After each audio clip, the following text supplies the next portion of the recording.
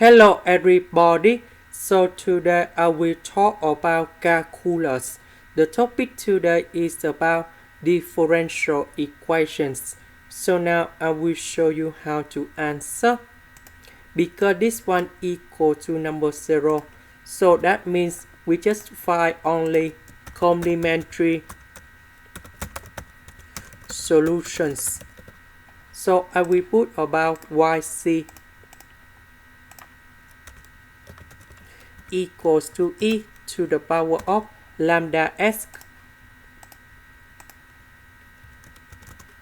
So if I do first the derivative for this one, you got about lambda e to the power of lambda s. Because if we do first the derivative of this one, we keep about e to the power of lambda s. Later that we do first the derivative of lambda s, you got about lambda. Now we do similar for second derivative.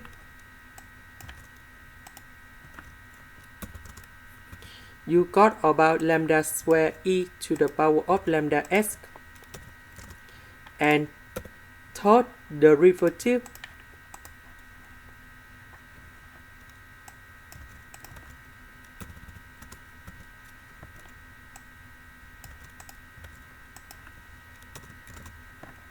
now after we do this way, we change y into this one. This one we change by this one. This one we change by this one. And now we can do about factorization by e to the power of lambda s.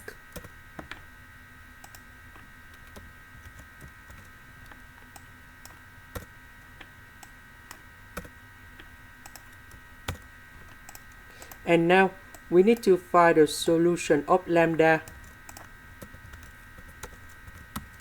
So we calculate about this one.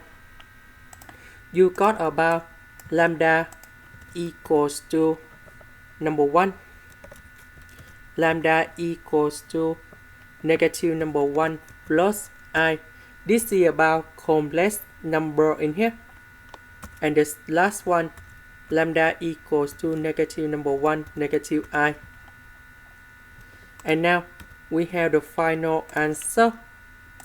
We put about y equals to c number 1. That's about the constant number 1. And we have e to the power of lambda s. Lambda is about number 1, so you got about s in here. Plus c number 2. E to the power of negative number 1 plus I. And the last one, we have c number 2. Or c number 3, e to the power of negative number 1 negative I in here. And now for this one, we can write into I forget s in here, sorry.